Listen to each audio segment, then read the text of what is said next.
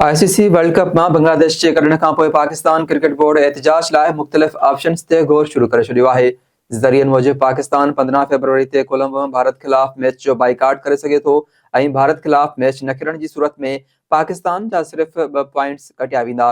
ज़रियनि जो चवणु आहे त पीसीबी वटि भारत ख़िलाफ़ मैच न खेॾण जो ऑप्शन मौजूदु आहे ऐं अहिड़ो फ़ैसिलो करण सां आईसीसी खे वॾो माली नुक़सानु थींदो। ज़रियनि मूजिबि वर्ल्ड कप में शिरकत करण जी सूरत में भी बोर्ड पंहिंजा ऑप्शन्स खुलियल रखंदो।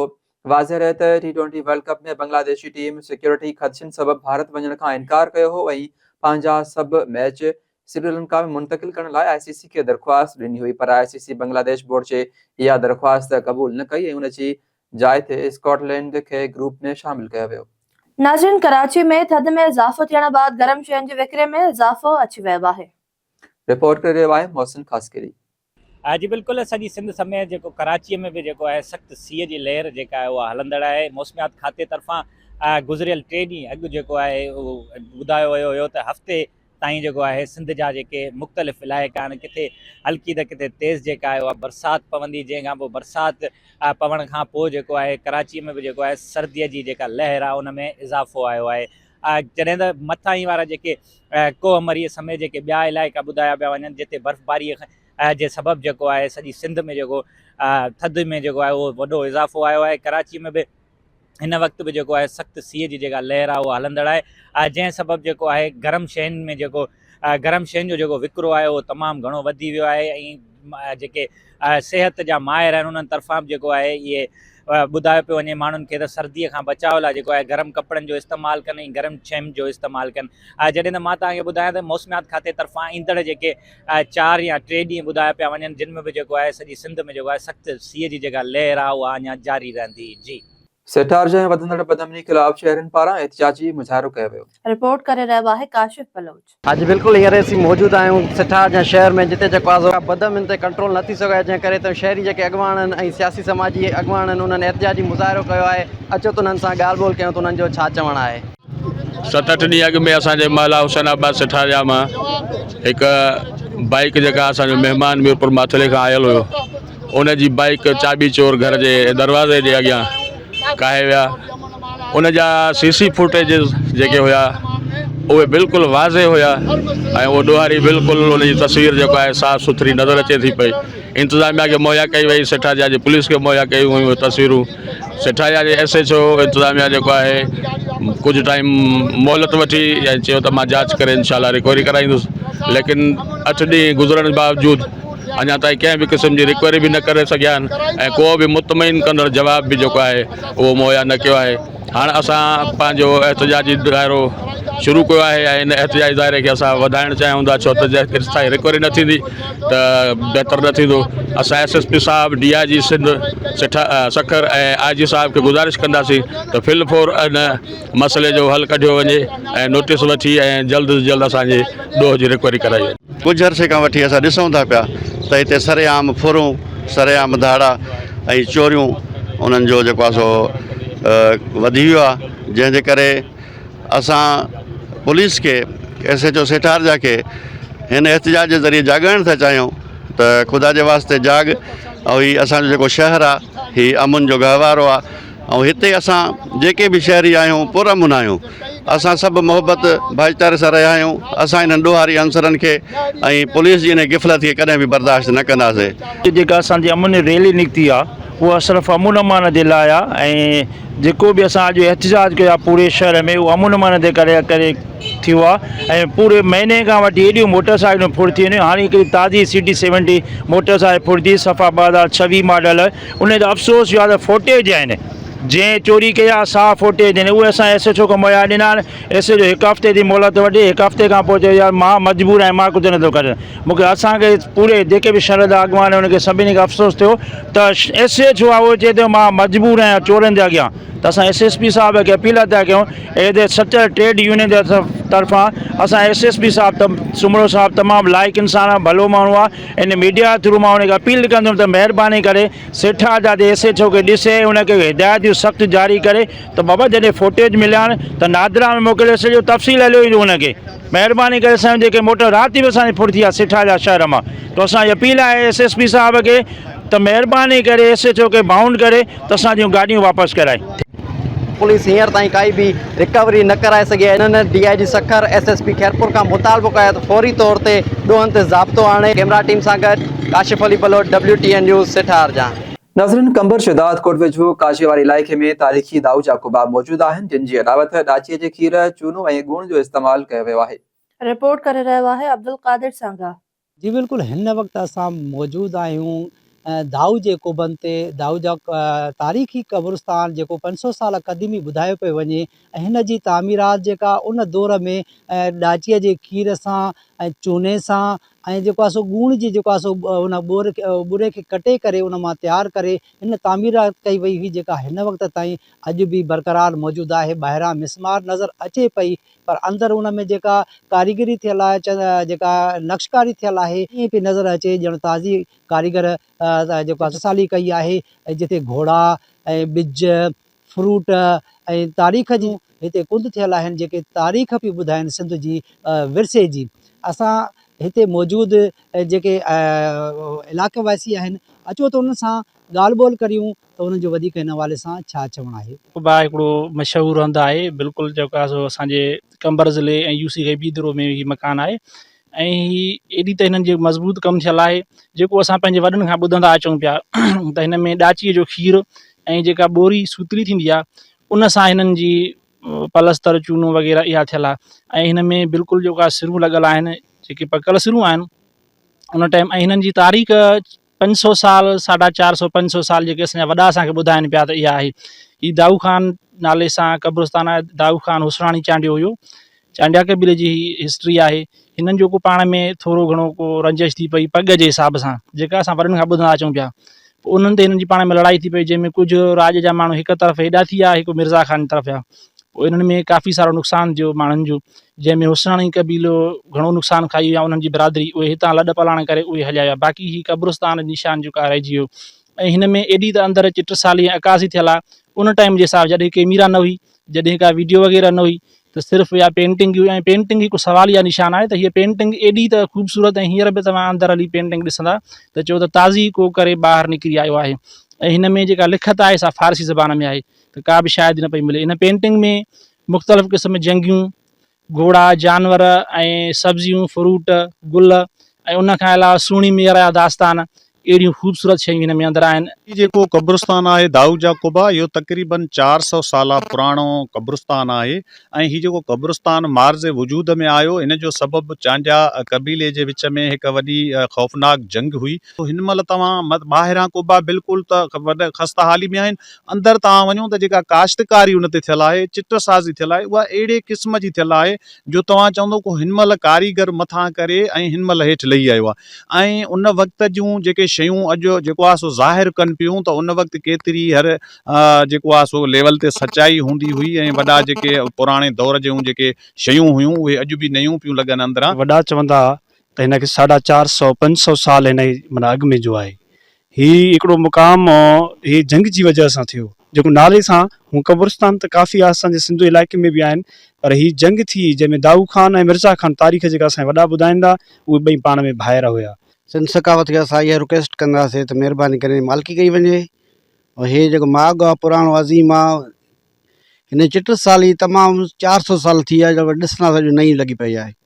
महिरबानी करे गवर्नमेंट खे इहा अपील आहे त महिरबानी करे मालिकी कई वञे, न त हे सभु ख़तमु थी वेंदो। हितां जे इलाइक़े वासियुनि इहा हुकूमत सिंध खां मुतालबो कयो आहे त सिंध जा तारीख़ी माॻ दाऊ जा कुबा हिन वक़्तु मिसमार थियण लॻा आहिनि, उन्हनि खे महफ़ूज़ कयो वञे। जीअं तारीख़ सिंध जी तारीख़ ई दाऊ जे कुबा जेको तारीख़ी कुबनि खे जेको आहे सो विरसनि खे महफ़ूज़ करे कयो वञे, त जीअं ईंदड़ नए नसुल खे बि आगाही मिली सघे त हीअ तारीख़ जा दाऊ जा कुबा इहे सिंध जी सकाफ़त आहिनि। कैमरामैन अब्दुल कईम सां गॾु अब्दुल कादिर सांगा, WTN न्यूज़, कंबर।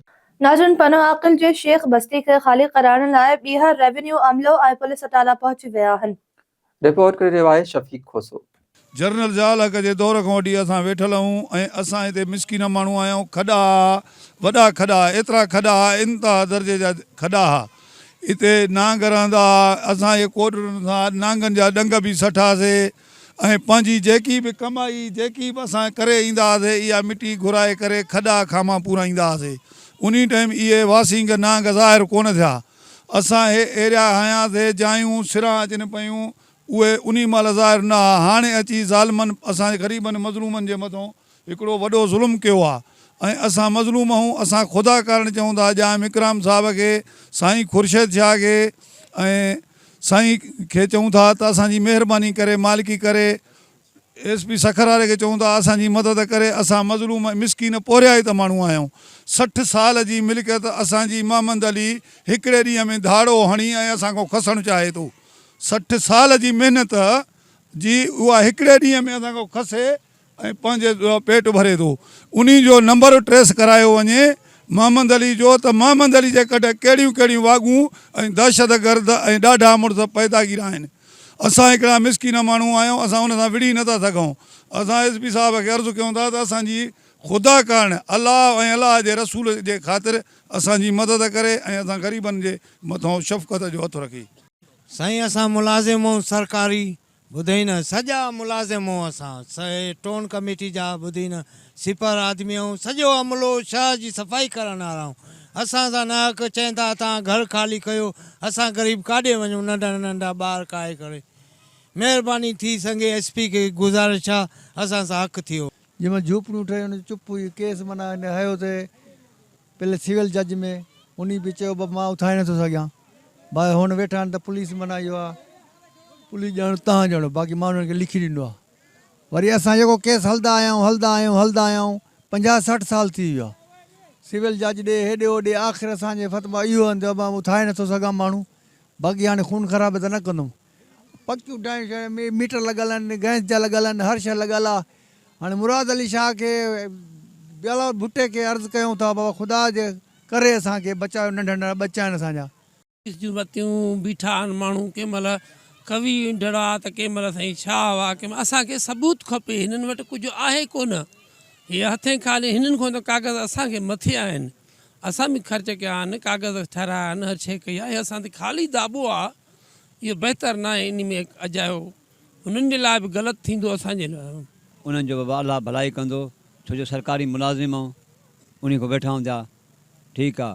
ऐं अली इहो छा नालो आहे मोहम्मद अली, उन खां बावजूदि अची परेशान कयो अथई, कहिड़े पार्टियुनि खां पैसा वरिता अथई ऐं हुननि वठी करे असांखे त उथो। असां त हाणे वरी उदास न, अलाह मालिक आहे असांखे मारे वञनि, असांजे बचनि खे मारे वञनि ठीकु आहे। बस्ती में तक़रीबन 200 खां 300 घर आहे। हा चवंदा सभु उथो ऐं सभिनी जी पकियूं जायूं, इमाम बारगाह मस्जिद ठीकु आहे, पकियूं घिटियूं ऐं बिजलियुनि जा बिल, गैस जा बिल असां हर महीने पियाईंदा आहियूं ठीकु आहे। पर असां सां ना जाइज़ थिए थी। असांजो अर्ज़ु आहे हुकूमत खे सी महिरबानी कई वञे। टंडे मोहम्मद खान जे ॻोठ साईं बख्श खोसो में मच कचहरी मुनक़िद कई वई, जंहिंमें फनकारनि स्वरनि जी वर्खा करे वेठलनि खे झुमाए छॾियो। रिपोर्ट करे रहियो आहे साहिल अयाज़।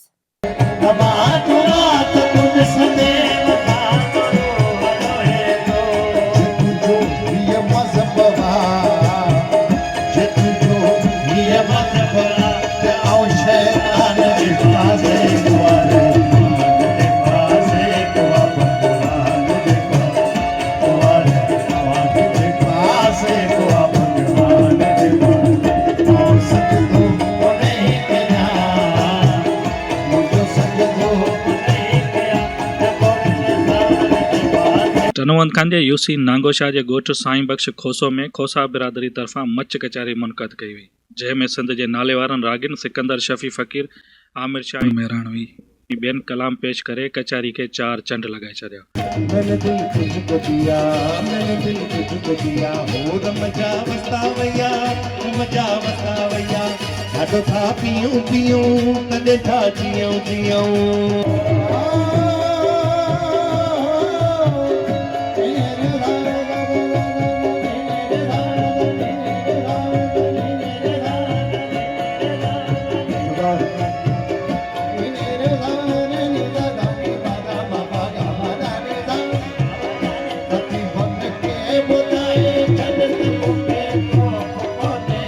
उन मौके ते PPMPA Syed Ejaz Hussain Shah Bukhari, PP youth Sindh जे सदर जावेद नायाब लिगारी, सैयद सलाल शाह बुखारी ऐं ॿियनि WTN न्यूज़ सां ॻाल्हाईंदे चयो त सकाफ़त मच कचेरियूं असांजा मेला मलाखड़ा सिंधी ओताकूं हमेशह सां आबाद रहियूं आहिनि ऐं पंहिंजे राज्यनि भाॻनि खे ॻोठनि में ही जेके ख़ुशियूं हूंदियूं अॻे ख़ुशियुनि जी सूरत में हूंदियूं हाणे हिन मसरूफ़ दुनिया में जॾहिं हालात अहिड़ा थी विया आहिनि त मजबूरी आहे त 4 दोस्त गॾु करणु जेके ॻोठनि मां केॾा ॿाहिरि शहरनि में वञी ट्रांसफर थिया रहिया आहिनि उन्हनि गॾु करे हिकिड़ो सुठो प्रोग्राम करण जो ई तरीक़ो आहे ऐं तमामु बहितरीनु आहे त मोहबतूं सिंध में हमेशह मोहबत विराइण जो हिकिड़ो दस्तूर रहियो आहे हीउ उन दस्तूर जो हिकिड़ो हिसो आहे ख़ुशी आहे त असांजे सिंधी रवायतूं अलाह ताला सदाईं कामयाबु ऐं ईअं ई आबाद रखनि इन्हनि ॻोठनि खे खुली कचहरियुनि खे मच कचहरियुनि खे मेलनि मलाखड़नि खे त सिंध जी सकाफ़त जो हिसो जेको हीउ आहे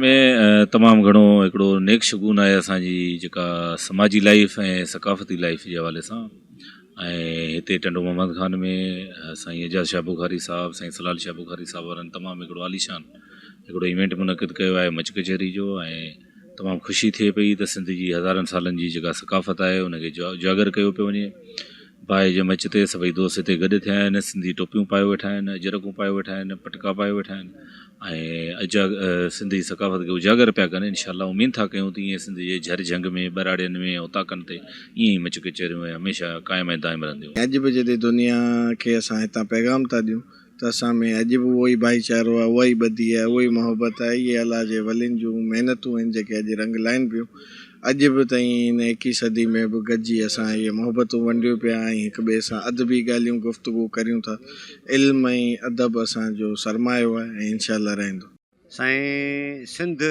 सुहारी धरती आहे ऐं उन में मच कचहरी तमामु घणो पुराणो रवाजु आहे सलेब मक़तल खे नऊं निया पोइ क़दीम दुनिया जदीद थी वई असांजी राणी वॾे वकार ऐं हथ लोॾींदे शहीद थी वई हसन हुसैन जी हू हिकायत करबला जी लिखियलु कहाणी उते बीबी ज़ैनब जी पाक पोती हिते सिंध अजरक जी सिंध राणी यज़ीद तोसां जंग जारी वेढ़ वेतर शदीद थी वई असांजी राणी वॾे वकार ऐं हथ लोॾींदे शहीद थी वई मच कचहरी में मेज़बान मुमताज़ अली खोसो ज़ुल्फ़कार भुट्टो खोसो निसार खोसो पारां आयल महिमाननि खे अजरकनि जा तोहफ़ा पेश करे सकाफ़त जा रंग निर्वार कया विया साहिल अयाज़ WTN न्यूज़ टंडो मोहम्मद खान रात कुट संदेह मसा जो वो रोए तो